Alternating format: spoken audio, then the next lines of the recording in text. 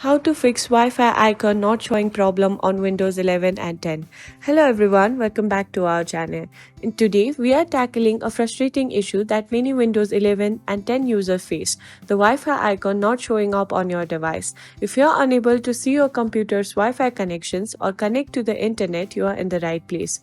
First thing first, go to the Start menu and from here click on Settings. Now you need to go to Network and Internet option over here. Then you need to scroll down and tap on Advanced Network Settings.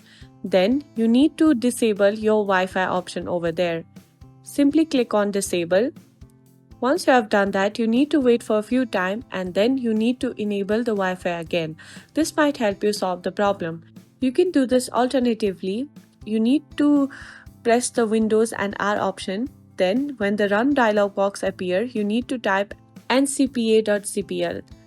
Once you are here, you can see the Wi-Fi options. Simply right click on it and then click Disable. Then you need to again wait for a few time and then you can enable it again by right clicking on it and clicking on Enable. And that's it. I hope you found this video helpful. If you did, please give it a thumbs up, subscribe to our channel, and I'll see you in the next video.